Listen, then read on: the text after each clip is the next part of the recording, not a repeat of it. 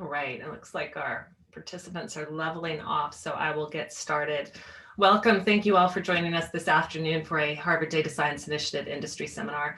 My name is Liz Langdon-Gray, and I am the Executive Director of the HDSI. Before we get started, let me remind everyone that this event is being recorded. Let me also say that there will be plenty of time for questions and answers this afternoon. If you would like to ask a question, you can post it using the Q&A feature either as it occurs to you or at the end of the presentation, and then I'll take the questions and pose them to our speaker at the end. Now, I am delighted to introduce our speaker, Christine Keung. Christine is the Acting Chief Data Officer for the City of San Jose, and she is serving in that role as this year's Harvard Business School Leadership Fellow. That is not her only tie to Harvard. She is a graduate of the business school and an assembly fellow with the Berkman Klein Center. Christine is also a U.S. Department of State Fulbright Scholar and Fulbright Alumni Ambassador. She is the youngest person to win the Rolex Awards for Enterprise, and in 2017 was recognized as a next generation leader by Time magazine. Before moving to her role with the City of San Jose, Christine worked in data security and privacy at Dropbox and was head of business operations at Fountain, a growth stage AI and ML startup. She has worked on issues as varied and challenging as the European Union's GDPR, the US Privacy Shield, and researching the distinction between misinformation and identity-based harassment against minority political candidates. In her current role, she is spearheading new approaches to municipal data equity issues and examining how a new data equity framework has become a critical tool for driving fairer outcomes. It is a true pleasure to welcome Christine today, and I will now hand over to her for her presentation. Christine, thank you for being here. Thanks, Liz, for the intro and for having me. It's nice to be back on a Harvard Zoom room. Let me share my screen. All right. Just to make sure. Liz, can you see my deck? Yes, I can. You're all set. You might want to hit present. There you go. Okay, perfect. All right. Well, hi, everyone. Thank you so much for making time. I used to come to a lot of these industry seminars. I've been to a couple of the HDSIs before, but when I was on campus, maybe like about a year and a half ago, there was always free lunch involved. So thank you so much for dialing in without the free lunch.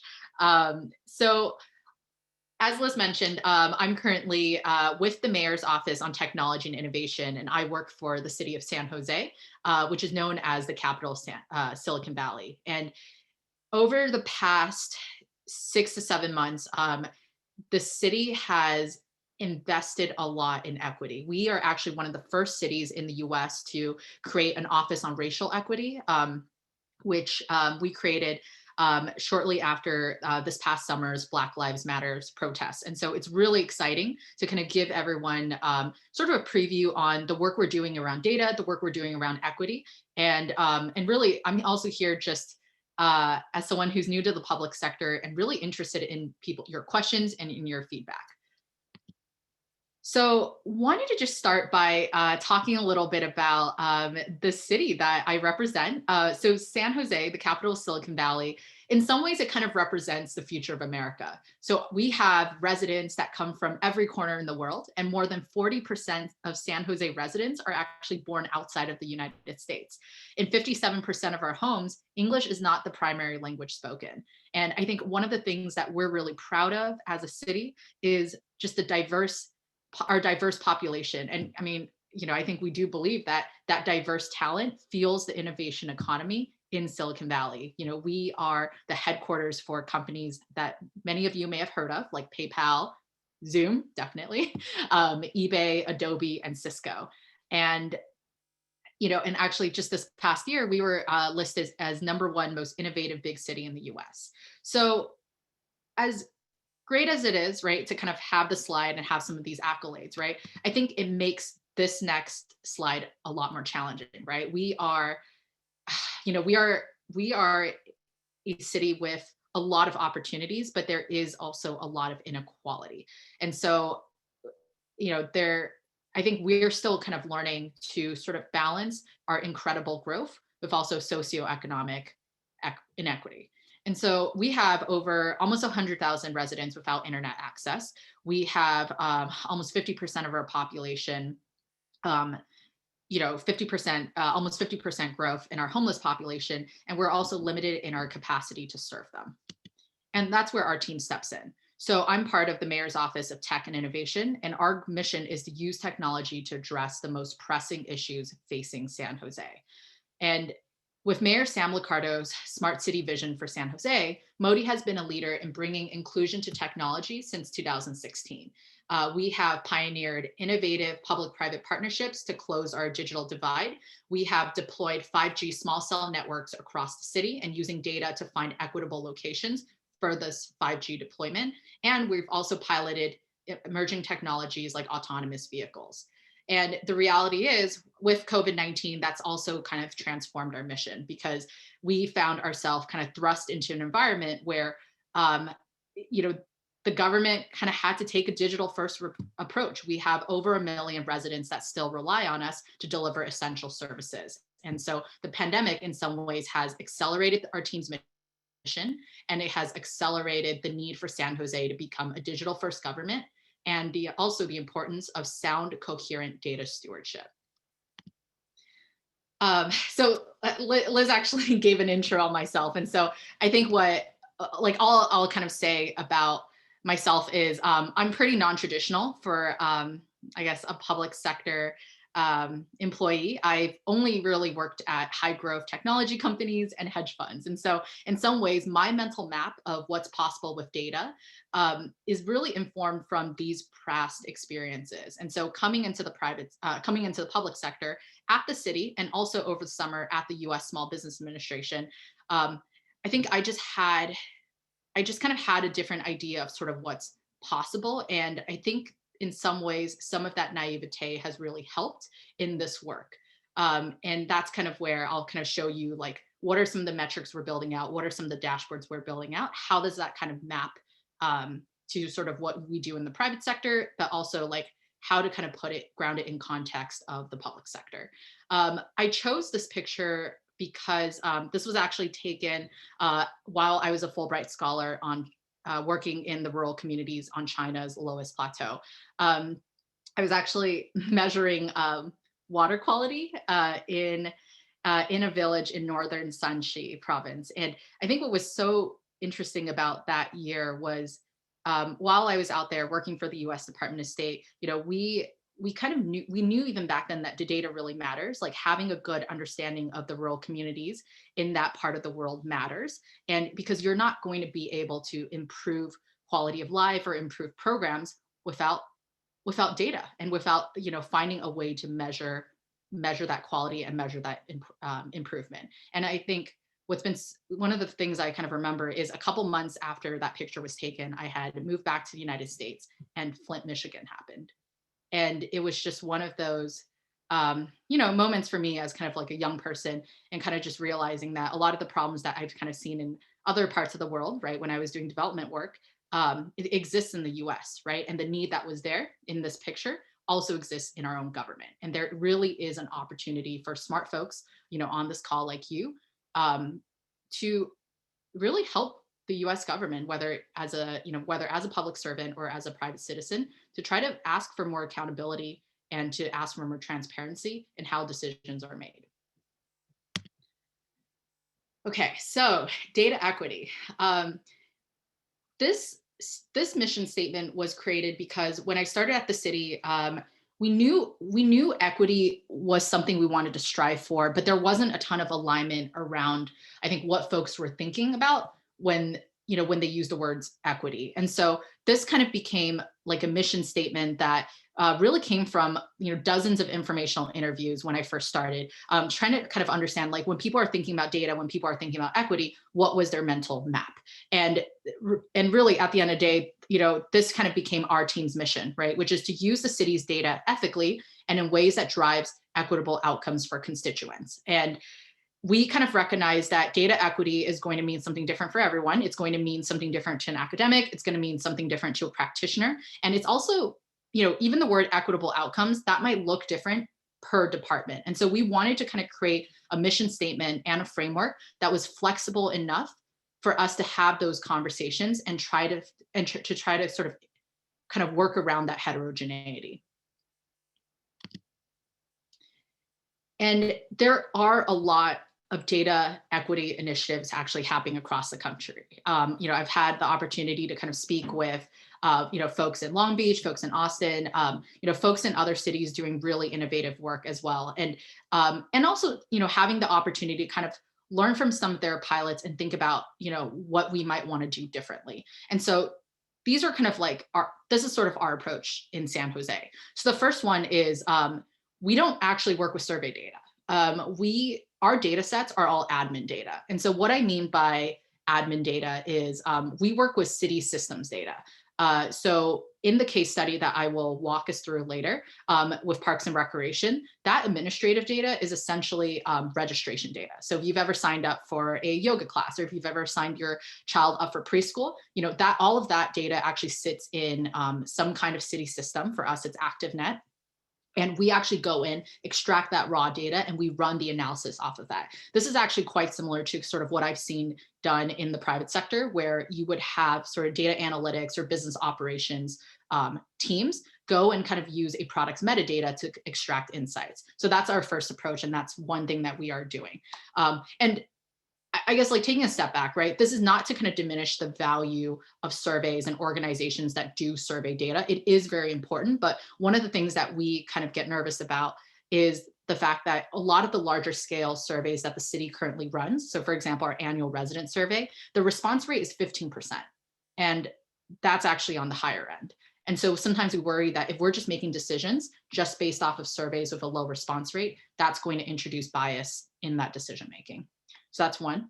The second is the way we're treating the data is about trying to create choices. So it'll be easier to kind of see once we dig into the data sets and the dashboards, but we're really interested in seeing if we could create operational levers for folks to improve the performance of their programs. So the city has engaged with organizations in the past to kind of do equity indices. So we worked with organizations who would look at, census data, right? Like large scale kind of macro data or about Silicon Valley, and basically tell us something like San Jose scores 76 out of 100 for health and wellness, right? Or something like that. And that would usually be made, out of a combination of kind of census inputs. The problem with that is, even though it's helpful, it doesn't always help the department see what's possible, right? Like those aren't, that kind of data output isn't going to inform operations. And so what you're going to kind of see in our work later is a lot of what we're now trying to do is kind of bring a little bit of that rigor in terms of deciding like, okay, if we want to prioritize certain communities, right? If we want to prioritize certain processes, right, to improve this outcomes, what are the things that we're already measuring, and what are the things that we can start impacting? And the last one is around equity. So again, I just, there are a lot of different approaches to working towards equity, but at least for us, it has to kind of do with this framework that we've developed. And, we're going to go here first, which is basically making sure that making sure that we're aligned on the vocabulary and definition around equity. So this was a framework that Matthew Finney, who just graduated from SEAS, and I developed a couple months ago. And Matt and I met actually through the Berkman-Klein Assembly Fellows Program. So, quick plug for I'm all about kind of cross-school collaboration. And the goal of this framework is really just acknowledging the fact that we wanted to have a consistent way of talking about equity across the city. And every single department, they're going to have a different type of equity objective. And so we basically piloted this framework across multiple departments in the city, working with, essentially facilitating workshops and brainstorming sessions with department heads and senior managers, and really just asking folks like, hey, what's an equitable outcome for your department? What's an equitable objective that you would like to set? I would say step one takes the longest, but once folks are aligned on an objective, then we can kind of step back, take inventory of the different data sources that are available, and then create a set of metrics. And the reason why the metrics is helpful is because it allows us to do a historical assessment of how well the department has performed against that metric. And then the last part is really just creating, a set of a way for us to kind of make this sort of work sustainable. Is it maintaining an equity dashboard? Is it sort of changing the way we run these programs going forward? And again, that has, at least from our experience, it looks different per department. And in terms of how we work, so we have right now, this initiative really started as a data science team of one. So that was me. To now we actually have a technical advisor, we have a project manager, and we also have 2 part-time data scientists interning with us this past winter quarter. And so we've actually been able to move and scale a lot quicker. And so typically when we go and start partnering with a department, it takes about 4 weeks end to end. And it's very top heavy in terms of time commitment. So getting alignment with department heads, understanding their key goals, understanding their questions, and also getting a lot of that nitty gritty context, right, about the programs and challenges that we're trying to understand, that actually takes more time than the exploratory data analysis and then the equity assessment.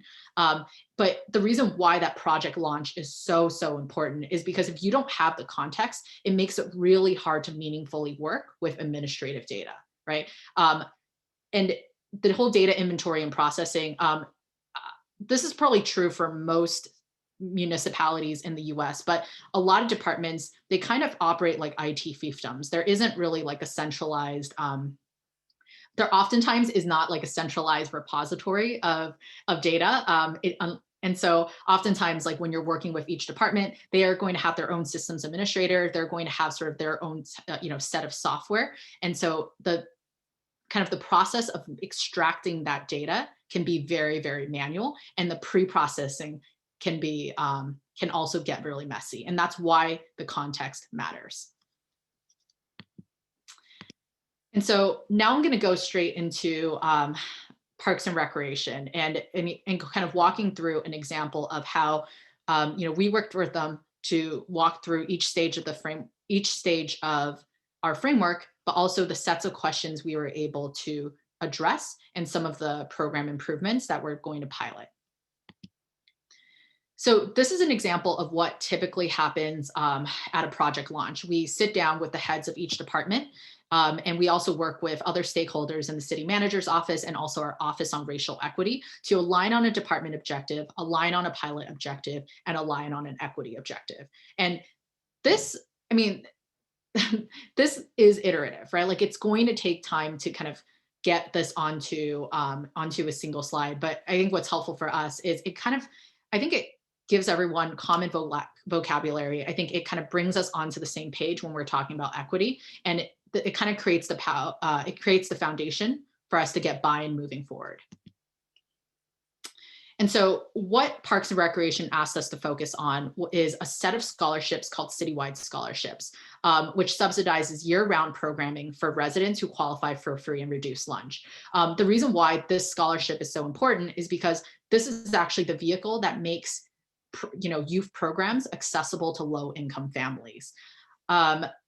And I think what's also kind of interesting on our end is this program has been in the city for over 12 years. And we have about 10 years worth of historical registration data sitting in the ActiveNet registration database. And so there's kind of a lot of robustness and flexibility with that data source, and an opportunity for us to kind of dig in to whether this program has been sufficiently addressing the need of the city. One thing I want to flag here is that before 2015, the city actually ran this program differently. So this is kind of where the informational interviews, that context really matters. Because when you go into the registration database, what you're going to find is the program was named something different. It was funded differently. Even kind of the business logic, right, around inputting data, it looks completely different. And so being able to kind of sit down with city employees who have been running these programs for the last 10 or so years to kind of capture this information makes that pre-processing more effective.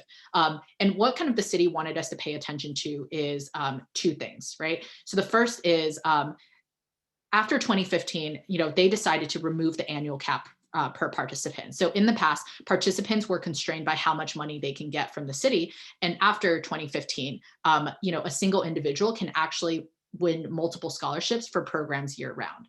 The second thing that the city had reformed before my time was actually streamlining the approval process. So before 2015, they kind of noticed that, wow, there was a lot of paperwork involved, and that may be creating barriers for low income families where English is not the first language.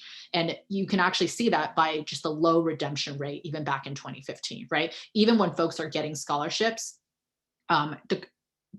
some of them were just leaving money on the table, right? And that might be because of process issues or because that money wasn't sufficiently meeting the need. And so one of the things that, we were really interested in was seeing if, what were the impacts of some of that reform, right? Because what the city did do was they removed the individual monetary limits, and they also made scholarship approval on site at the community centers. And so what that means is you can actually just drive up to a community center. You can, show them a letter, right, that showing that your child qualifies for free and reduced lunch and get approved on site. And you can kind of see that in 2018, the citywide scholarship redemption rate shot up. And it's interesting because this was seen as a success story, right? Set of reforms were put in 2015. And what you kind of see in the graphs here is, the money, there was no more money being left on the table, right? Like in some ways, we were making this scholarship award more efficient. It increased the average award redemption rate, and it decreased the award balance.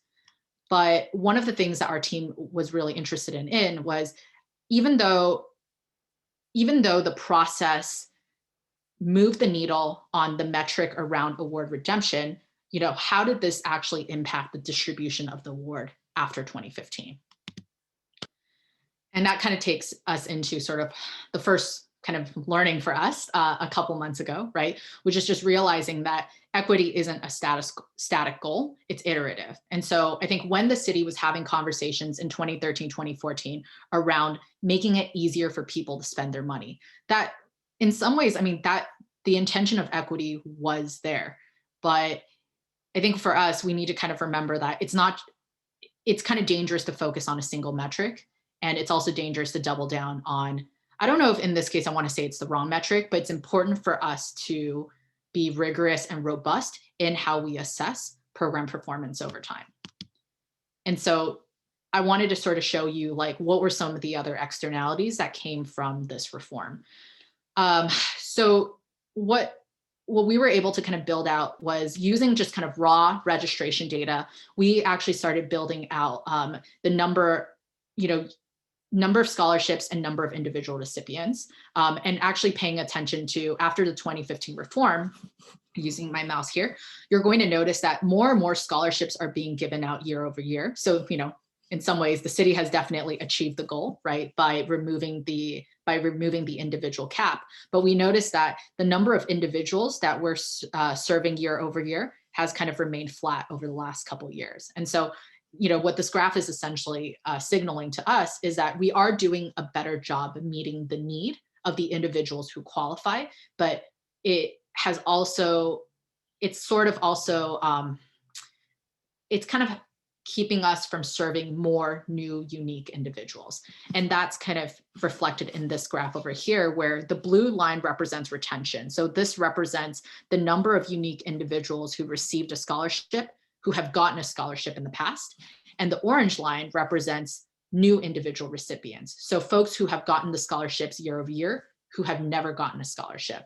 And what you can kind of see after 2015 is that there is a divergence, right? Where this has become a really excellent program for folks who, have figured out the process, who kind of know that this is a priority, right? For their children, but it's also kind of in some ways keeping us from serving more new individuals. Another example that we were really interested in understanding was whether or not household size mattered. So San Jose runs its parks and recreation programs at cost. And so what that means is we don't give full scholarships. And so if we are offering preschool at a rate of, let's say, $1,000 a week, the most a low income family can get is a scholarship of $750 a week. And so we were just really interested in understanding if, if award redemption and if distribution of scholarships, what if we were unintentionally preferencing families with less kids. And we, at least like what the data has shown us is that's what it has looked like historically. And the other thing that we were interested in understanding is if data can help us understand the differences of low income communities across those 10 council districts. So you're probably looking at some of these median household incomes and thinking, wow, these are pretty high median household incomes, right? And I know that there is a narrative around Silicon Valley being a wealthy area, but I think it's also important to ground the fact that, the average rent for a 1-bedroom in Silicon Valley is $2,500. And so we are, even though, $70,000 as a median income is considered kind of low, in Silicon Valley, and while it's high in the rest of the country, we also have one of the highest costs of living in the United States. And what we were able to kind of figure out is that lower income families in higher income districts are accessing scholarships at higher rates than lower income families in lower income districts. And comparing kind of District 7, District 5, which are two of the lower income communities in San Jose, that the median incomes are at the bottom here. We're also noticing that lower income families in relatively wealthier low income communities are also receiving scholarships at higher rates than low income families in poor low income districts. And the reason why, like taking a step back, right, and kind of showing you these past couple of decks is when we talk about distribution, this is sort of what we mean, right? It's about kind of recognizing that even though the city has solved for award redemption, there's still a lot we can learn in terms of understanding, how people access these scholarships in the first place, how people learn about these scholarships in the first place. And so that kind of goes on into our second insight, which is the fact that metrics don't exist in a vacuum and local context matters. We kind of realized that because the scholarship process moved into a system where folks kind of have to go into the center, right, to fill out the forms and kind of get approved on site. Like we were really interested in understanding if proximity to a community center was going to impact scholarship access. And so this is kind of an example where as we work with Parks and Recreation, right, we're kind of doing like multiple exploratory data analysis, right? We answer a couple questions, we go back and we just kind of listen to the department about the open questions they want answered, things that they're curious about. And then we kind of go back into the data and then do another EDA. And this is sort of where we kind of walk them through, like this is where having a framework helps, because if you're having a lot of open-ended discussions around equity, it's really difficult to sort of get onto the same page around what, at the end of the day, who we're trying to prioritize, who are the communities that we want to serve better. And so walking them through a framework, documenting it, whether it's in a slide format or in a notes format, creates kind of consistency, and also sort of it kind of weaves a thread as we kind of do these multi-week long data projects. And an example of kind of what typically happens in the workshops and in, in kind of the conversations we have with departments is typically it's not in a slide format. We actually have a little worksheet that we ask folks to fill out before they come into the department. But we find kind of internal department champions. So not just the folks who are department heads, but also senior managers who have a lot of moral authority inside their department. So there's a really great Parks representative. He runs all the community centers in San Jose. His name is Hal. He has been an internal champion for this work. And so oftentimes when we're, talking to, other people inside the department, Hal is really the one who's actually facilitating these conversations. And the questions that we typically ask in these brainstorming workshops for an equity objective is, who are the stakeholders? Who are we trying to prioritize? Are there failures, historical failures that we think are especially harmful? And what you kind of see on the right-hand side is these are iterations of objectives that came out of these brainstorm sessions. Like I'd say we ran, I think 3 to 4 workshops across the department, right? And talking to kind of different folks within the department. So we've spoken to GIS analysts, we've spoken to folks who run the front desk at the community centers, we've spoken to systems administrators, just to kind of get their ideas on what an equitable outcome for this scholarship program can look like. And I think one of the things that you kind of see over time is back in December, right, when we were, an earlier iteration of an objective was around equalizing access to programming regardless of community center. And so, that was really centered on the discussion that not all community centers offer the same set of programming, and whether or not that's actually limiting, right, young people to kind of what they have access to.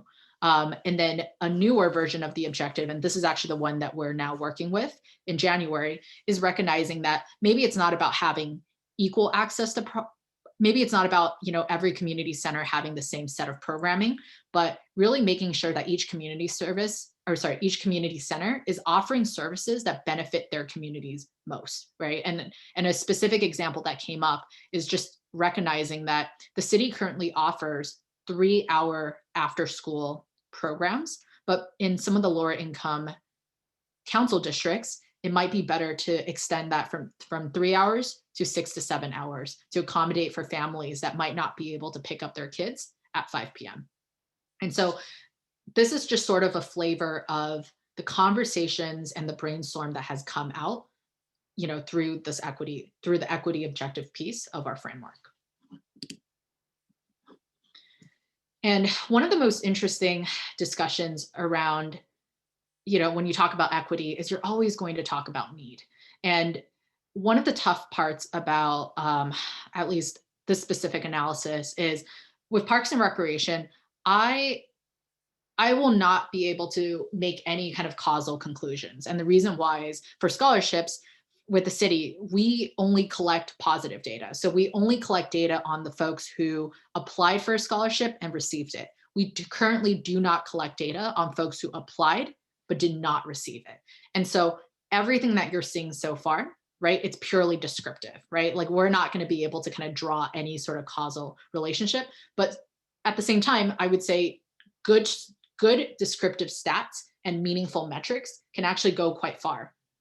And because we don't have a denominator, right? Because we don't know how many folks applied for a scholarship that we had to turn away.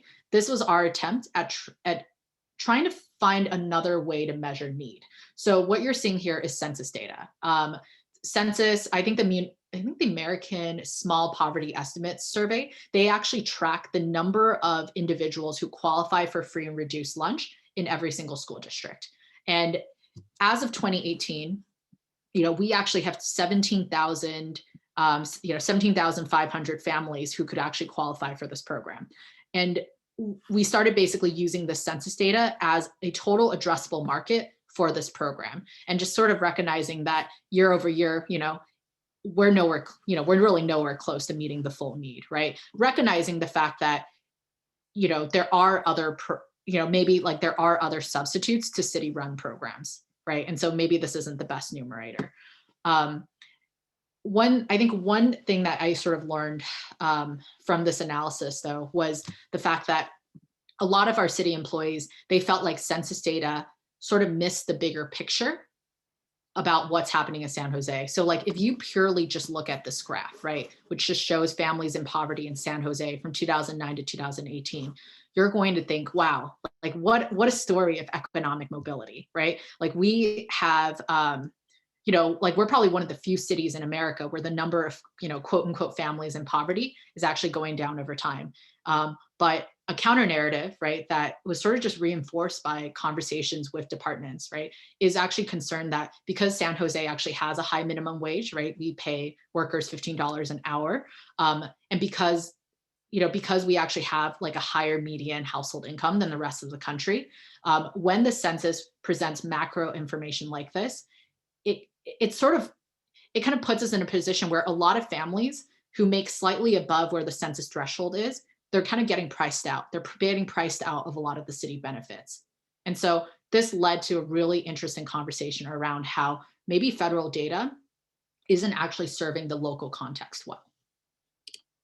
And so this was kind of our attempt at trying to figure out need that's specific to San Jose. So what our partners in Parks and Recreation shared with us is that there are 6 zip codes in San Jose that they pay special attention to. These are 6 zip codes that, where they know that young people can disproportionately benefit from having a safe and stable place to be. And so instead of looking at kind of macro census data, we actually started taking a look at the registration data and just focusing on how well we serve 6 zip codes historically. And what we were able to kind of figure out is that the number of individuals we serve from these 6 zip codes has actually grown, has grown over time, but they consistently represent about 50% of the total scholarships we give out year over year. And taking a step back, right, and just thinking about kind of why all these dashboards matter, right, and why all these metrics matter is at the end of the day, what we wanted to kind of show them is that we can show them how we've done historically, but we can also make an intentional choice around equity, right? If the department decides that if these 6 zip codes are the most important, we can also make an intentional choice going forward to just prioritize the 6 zip codes, right? Or maybe set up a separate scholarship fund or a separate marketing campaign that just prioritizes kids in these 6 zip codes.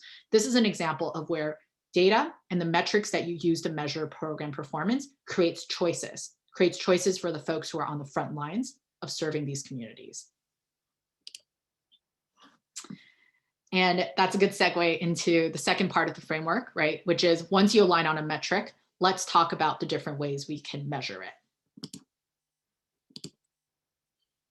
And so this is an example of after we aligned on an equity objective, we started brainstorming with the department on the data that we already had and all the different all the different metrics and all the different kind of things that they just want to learn.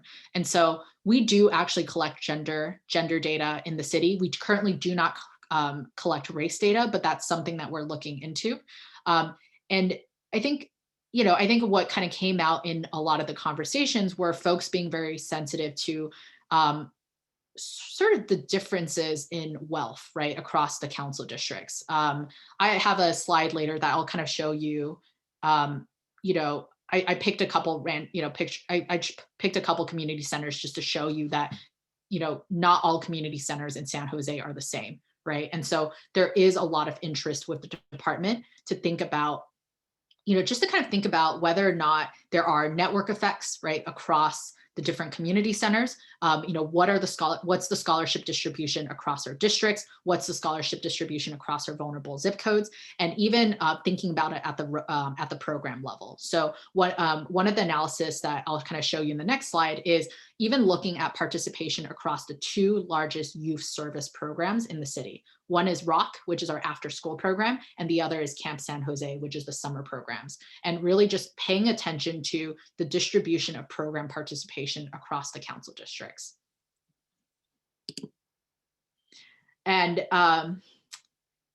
these are our community centers, and really just wanted to kind of show you that each of these community centers, they're in a different council district in San Jose, and there are differences in the programs offered in each of the community centers and capacity, right, for the community centers to service certain programs. And so, not all community centers, for example, can have swim classes, and not all community centers can necessarily have,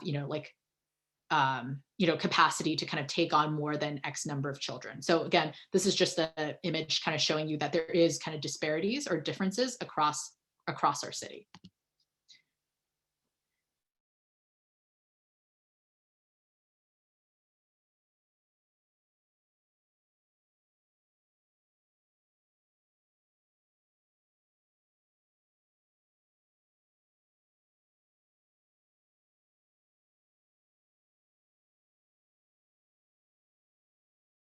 Scholarship over the last 10 years, like how far they live from their nearest community center. And what we kind of figured out over 10 years worth of data is that the vast majority lived within 1.5 miles. Again, we cannot we can't kind of draw any causal conclusions from this, but really the goal is to kind of show that, the majority of our recipients are actually, they live closer to the community center. And I'm going to kind of speed through this because I want to have time for Q&A, but I just wanted to kind of give you guys a sneak peek of all the different ways we were able to then splice the data. We were able to kind of show, we were able to basically show, we were able to do a proximity analysis across years, by council districts, by community center. And we were able to also take a look at things like churn and retention for the different programs at each of the community centers. And so this is just a way to kind of take a really important program, right, to the young people in the city, and trying to understand if we're doing a sufficient job at serving these communities, right? And this is and kind of the last thing I'll show you before the wrapping up is this is also an example of heat map. So this was our attempt at trying to understand if there are any kind of network effects between the community centers. Because we know that each of these community centers are resourced differently, we wanted to take a look at kind of the level of cross participation, right? Like if, are the better resource community centers serving large populations of folks who live in their district or out of their district? And I think it was important for us to be able to kind of show all the different, analysis, taking a step back. It was important for us to kind of show that you can do a lot without survey data, right? All the analysis that we showed you, that was not from survey data. That was actually using data that the city has already had, which means that other cities, other organizations that have administrative data can do something similar and can try to answer similar questions. And so we're kind of at the third part of our framework, which is just making sure that we're building that capacity internally to sort of do that work going forward. And at the end of the day, right, this isn't really about data. Like, yes, I know I'm speaking at HDSI, but the way we frame this kind of work internally and also to our residents is that we just want to use data to figure out if we're serving our residents sufficiently, and also using data to kind of figure out if we can do it better. And when we think about where the improvement opportunities are, right, like a really great outcome to what can come out of this work is things like streamlining, right, the way folks apply for scholarships, because even the form they have to fill out when they go to the community center is challenging, right? Thinking about if there is a way for us to change the way folks even learn about community centers, right? If the Parks and Recreation Department markets using bulletin boards and posters, right? Is that unintentionally preferencing the folks who live closest to those community centers? And so, this slide is really just a way to kind of demonstrate all the different opportunities that come from doing this kind of assessment. It creates choices and it creates ways for us to figure out if we can serve people better. And so this is sort of what's next for our team. We have four key objectives. One is we are working with the Office on Racial Equity to take this analysis and weave it into the budget. So San Jose actually has a requirement this year where every single department has to kind of present a public equity statement. And so we are working with our Office on Racial Equity and Parks and Recreation to weave this work into a public budget vision. And then the second is capacity. So Modi, we sit in the mayor's office. And so even though it's been great that our current modus operandi, right, is to come in and work as an outside SWAT team, we also know that because context matters and because the details around these programs matter, we wanted to be able to build that capacity internally. And so we actually signed a pilot with Galvanize, a data science bootcamp, and we're planning to train 6 to 7 internal employees to be able to do this work themselves. The third part is really about storytelling, right? At the end of the day, like when we don't want folks to, like if the big takeaway from all of this is San Jose is doing some cool things with data, we basically missed the point. I mean, it's great if folks think that, right? But really we want to be able to take this and connect it with our community organization and connect with other cities, because I think there's a lot that we can learn from how other cities, right, are going about it, and potentially even kind of sharing data or sharing kind of insights on programs that every single city runs, like Parks and Recreation. And then third one is around ecosystem. So this one's interesting because we have a OpenGov data set. So San Jose, I think about 3 years ago, we set up an OpenGov portal, and we have over 300, publicly available, clean administrative data sets on everything from traffic stops, right, to waste.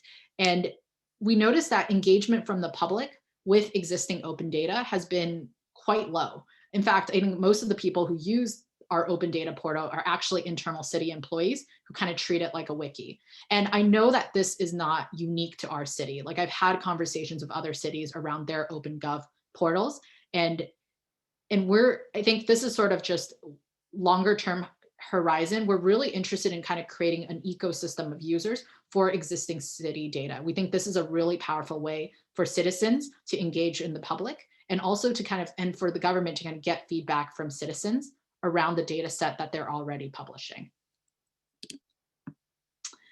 And so I'm going to just wrap up with a call to action. If anything that I presented to you today is interesting, if you're interested in learning more, if you want to get involved, there are a lot of ways to do so.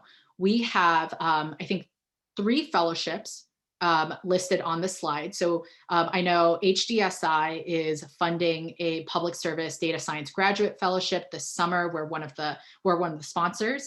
HBS has a social enterprise summer fellowship with 3 rounds, so 3 opportunities to apply.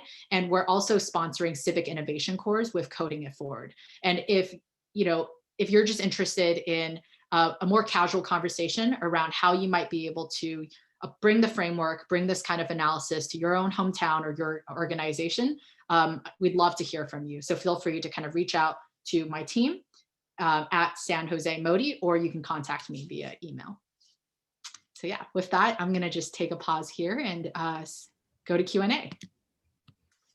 Christine, thank you. That was a wonderful presentation, and I appreciate the plug at the end for the HDSI fellowships. Indeed, there are lots of ways to get involved, and that's one that we are particularly excited about, so thank you. So we've had lots of questions come in. I apologize ahead of time if I don't get to them all, but I will try to sort of group them by questions about the data, questions about the process, and then sort of broader impact general questions. So starting first with questions about the data itself. The first question that came in is if you could say a little bit more about how administrative data is a flexible data source, which I think came early in your slides. So the question was, how is admin data a flexible data source? Yes, so I think one of the big differentiators between admin data and survey data is you're not constrained by hindsight, right? Like, I think for folks who've done kind of large scale surveys, right? It's never good if you kind of invested, a bunch of money in doing the surveys, and then, a couple of years later, you're like, wow, if only we had added, we had added one extra question, right? Or if only we had framed this one question differently, right? I know I can't see your faces, but I think anyone who's ever done any kind of social science research is probably nodding right now. And I think what's great about admin data is you can kind of construct those variables yourself. So here's an example of actually how we did it with the Parks and Recreation admin data. So again, we had 10 years worth of registration data, but there wasn't an ActiveNet. Just for folks who are not familiar with it, it's like, I think it's a program, it's like software made in, I think, the early 1990s. And so this is not like a modern,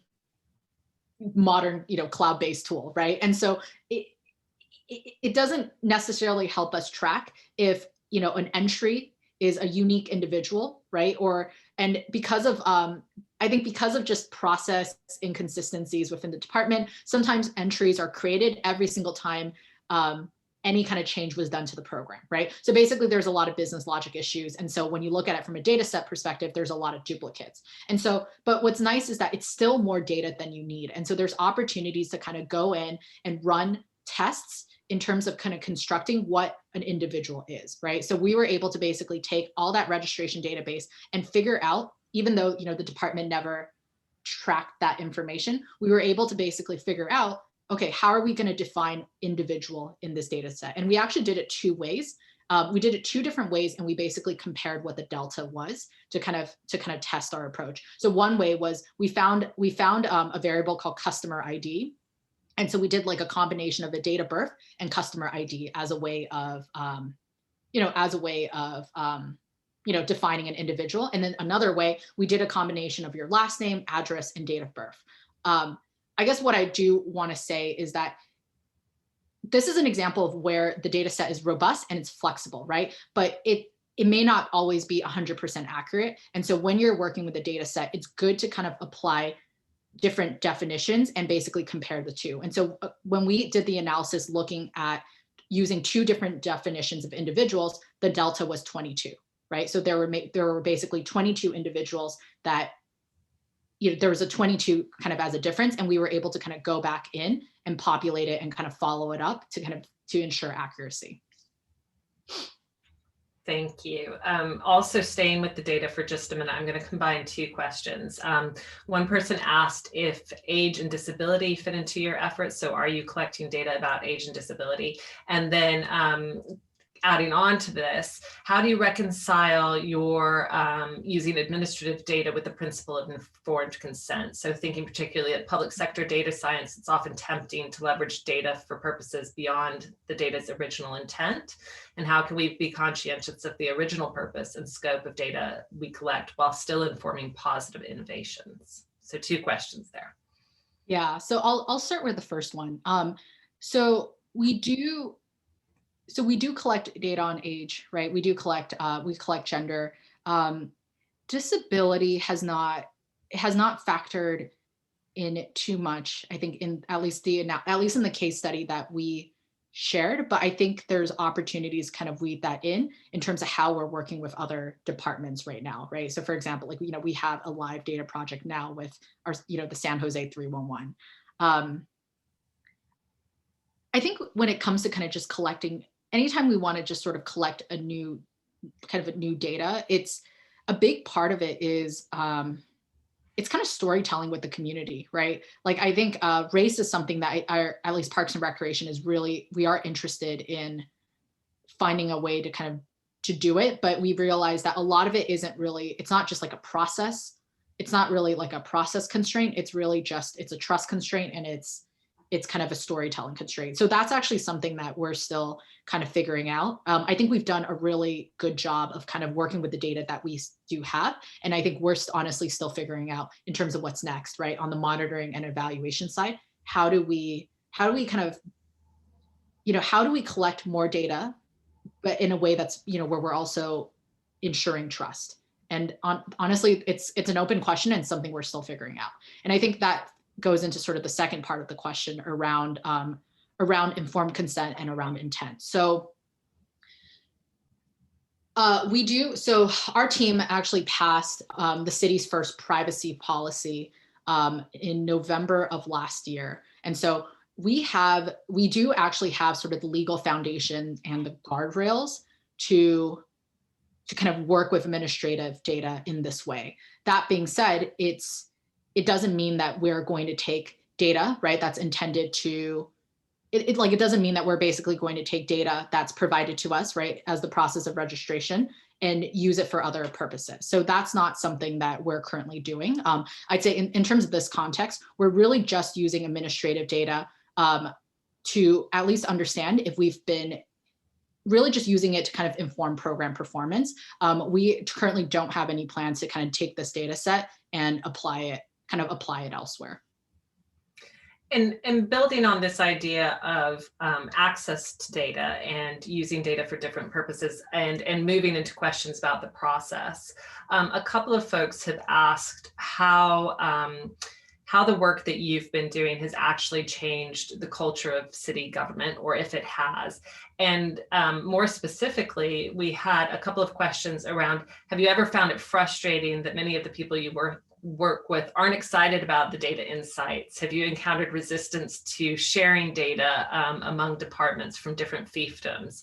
And it sounds like you spend a lot of time in that sort of initial phase of your project working with colleagues around city government to scope out what a project might look like. But how much time did you have to spend when launching your approach in getting everybody in city government on board with sharing data and with changing the way that they work?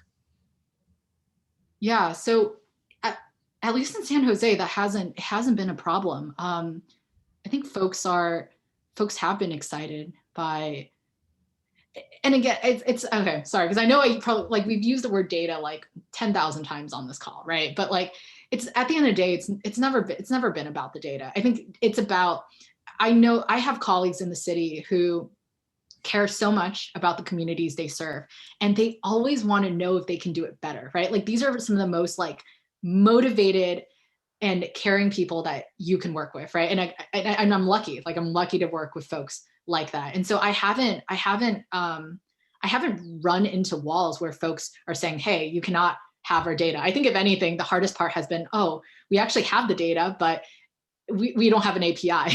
We don't have a warehouse. We don't have a way of, the only way we can analyze this is by making is kind of through manual extraction and on a Jupyter notebook, right? So I wouldn't say, like, I really, at least like for us culturally, that has not been a problem. Yeah, it really hasn't been a problem. But I would say if you have, I think for folks who are interested in kind of trying that in kind of their home cities or maybe other cities that don't have kind of the same culture, I would just frame it as service, right? Like, it's not like I would never kind of start with the data, right? It's really about, hey, we've been running this program for 5 to 10 years. Or, do you think we're doing a good enough job? Like, what are ways we can do an even better job, right? Because every program that the city runs, it matters, right? Like, we deliver essential services for a lot of residents. And so I think anyone that you're kind of working with and who might be a potential partner in this sort of work, they're going to be motivated by the mission, right? And data is really just one way to kind of pull the veil back and figure out if we're doing a good job or not. And I'm noticing that we are coming up on the last few minutes of our presentation. I apologize to those of you who I wasn't able to ask your question. I'm going to end with a more methodologically focused question to ask. One person asked, how does the AI you use impact the equity in your outcomes? And I guess we could expand that more broadly to ask you about the data science methodologies you're employing and how they impact equity. Thanks. Did someone say, so the question was, how does the AI you use, artificial intelligence, impact the equity in your outcomes? So we are not doing anything with AI or anything predictive. And I know that other cities have, I think Allegheny County is kind of an example of that. In Pittsburgh, they've been doing things around that. That's not what we're doing in San Jose.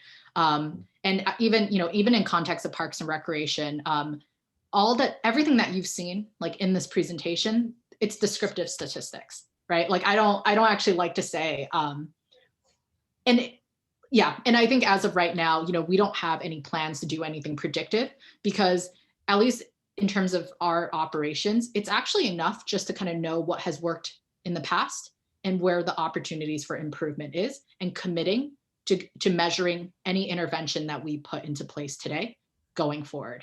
And so we're not, right now, not doing anything with AI and not doing anything predictive. And I'm sure, and I think we can have like another hour-long discussion around just kind of my thoughts on that space. But right now it's all descriptive. Thank you. So with that, Christine, let me thank you again. Thank you to everyone who joined us today. It was a wonderful presentation, topical, engaging, and also I think for our community offered really practical ways to get involved and to take some of your learnings and apply them in different contexts. And for that, we're incredibly grateful. Thinking ahead to our next events, on February 25th at 1:30 p.m., we'll be doing a seminar in our Bias Squared series with Rashida Richardson, who will be talking about government data practice as necropolitics and racial arithmetic. I hope that many of you will be able to join us us for that. But for now, Christine, thank you again. We're so glad you were here, and thank you to all of you who joined us this afternoon. Enjoy the rest of your day. Thank you for making the time.